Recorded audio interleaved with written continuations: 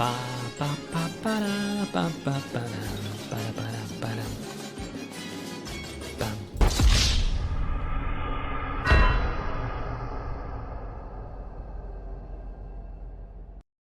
there, Rancher is back again, and in this video I want to do some kind of a recap of 1 year in case farming. In the beginning, a brief reminder of how I started farming cases. The full story you can find in this video, but to cut a long story short, I started playing CS back in 2012. At that time I was fully focused on the competitive side of the game, improving my skills.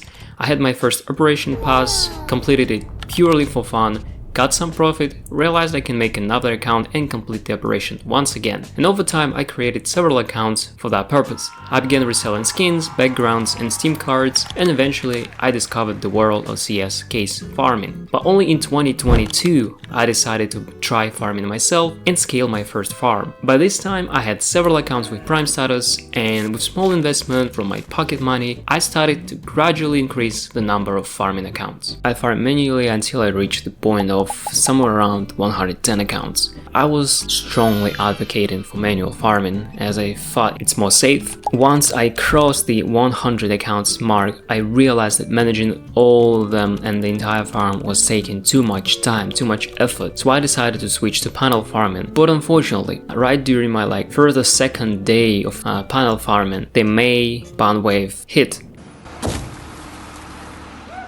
and wiped out 90% of my farm, including my main account. The entire story of how it happened you can find in this video. Matrix has attacked me. By May 2024, the loss was significant. It was 100 accounts with active Prime status, and as we know, the cost of one is $15, so losing 100 accounts actually meant losing $1,500 in total. And additionally, that main account that got banned had a lot of things going on in its inventory. That's actually what you can see in the background. I didn't show it before. The cost of the inventory at the moment was around $500 because I was preparing money for something else, which means that in May I've lost somewhere around $2,000.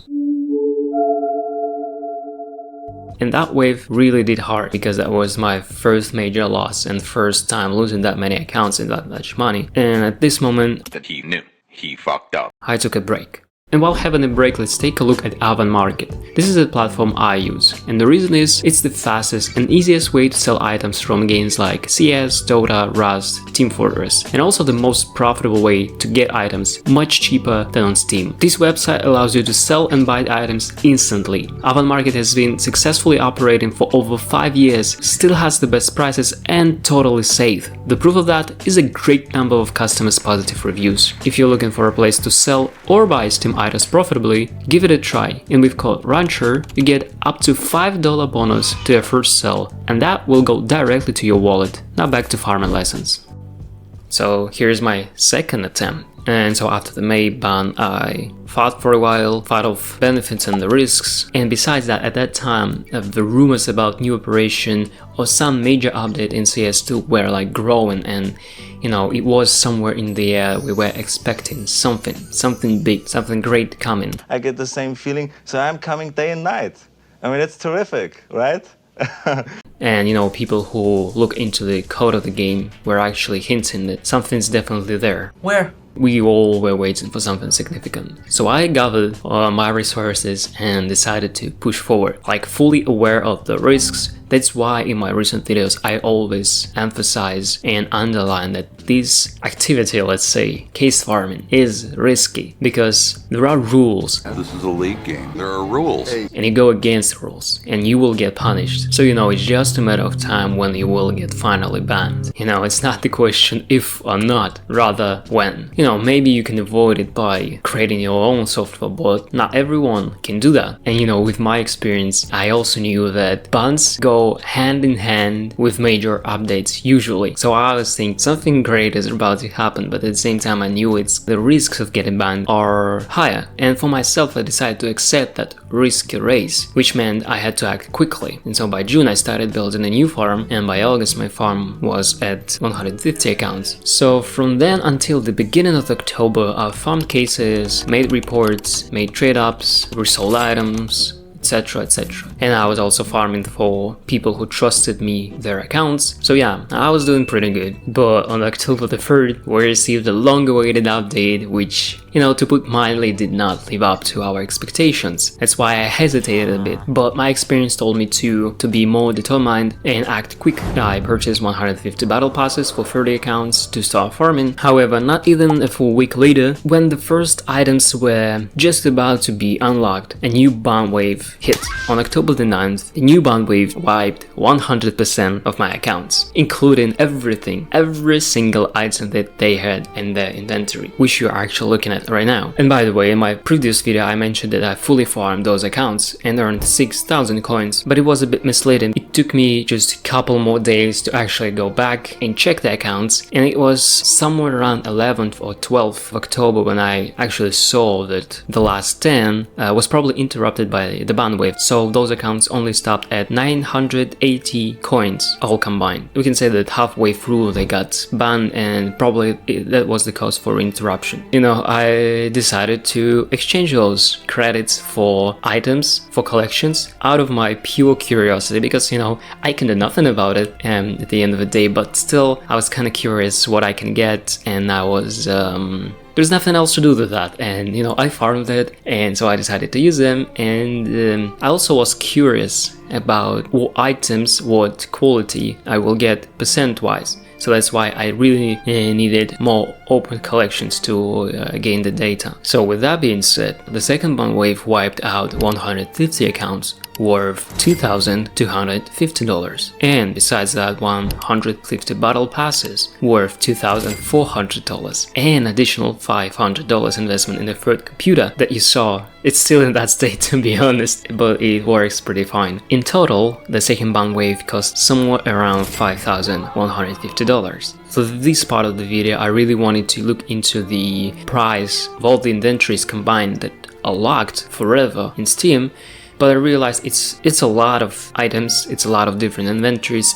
Prices change, so it actually does not really matter. That's why I decided to give you statistics of what I exchange my points and what's the drop from collection percent wise. That's what I personally was curious about, and that's why I now share it with you, because you might be interested as well. So in total, on 30 accounts, I had 4,980 coins, and so here's how I spent them. I had 1,344 gallery cases. It costed 2,688 credits, and then I had these 16 Desert Eagles worth 400 credits. I had 22 stickers for 22 coins, and I had 34 charms for 102 coins. And I'm not a big fan of stickers and charms, that's why I usually exchange them when I had some leftover credits. And so collection wise, I've opened 442 collections, and that costed 1,768 credits. And so that's pretty interesting part. From all the collections I received 350 industrial items, and then I had 69 mil-spec items, 17 restricted items, 5 classified items, and 1 covered item. And so percent wise, it was 79.2% for industrial, 15.6% for mil-spec, 3.9% for restricted, 1.9% classified, and 0.2% for covered. That statistics really remind you how little chance you have to get something worthy. So please don't get delusional. You might be real lucky, but that's just incredible luck if you have something. Here are the top items I personally got. The number one, of course, is AK-47 Be The Monster in minimal wear quality, which is crazy like, but it's locked on one of my accounts forever. Besides that, I also got Orb Krakow, 2 Desert Eagles Starcade, 1 Og Little Pig, I got close. Lock Axia. Nearly got fucking everything! And so with 2 ban waves combined, I've lost over $7,000 and locked on my accounts over $4,000. Back where you fucking started, Wagey. Someone has to fucking flip the burgers, dumbass. Right? That sounds like a nightmare. But is it actually that bad? And the answer is not really. You see, my first farm was funded with some pocket money and got built with farm money. That's why it took time. I even had some extra money from farm to upgrade my computer. And then before my second attempt, I found a way to pay only half the price of my Prime accounts. That saved a lot of money. I farmed accounts for other people, was reselling CS skins that gave me a lot of extra money. So I was actually able to fund my risky moves. Yes, I just lost 250 accounts combined, all of my profit on them, and left empty-handed in the end. But again, it's not entirely true. I gained more valuable things: the community, this channel, and here are some lessons I want to share with you. Those are from the top of my head, but still, the first one I would say, when you do something and you share it, you will inevitably find like-minded people and form great close community. And I cannot thank you enough for all the good, encouraging, supportive words I've heard from you. Thank you a lot. The second thing is, when you do something and share it, you will inevitably meet haters. The whole world gone crazy! Am I the only one around here who gives a shit about the rules? But with community behind you, the words of haters is nothing. And besides that, I feel nothing but pity towards people who spit the unreasonable hate and laugh at someone else's failure. To me, that's miserable, and that's why I don't hate back. And the third lesson is, being honest with your failures is not scary. In fact, it's freeing, and it makes even the biggest failure feel manageable. The number 4 would be, create something of your own. The channel, the server, whatever. It will give you advantages to meet more people, to meet more opportunities, and to make more money. And number 5, you can't win if you're not ready to take the risk of losing.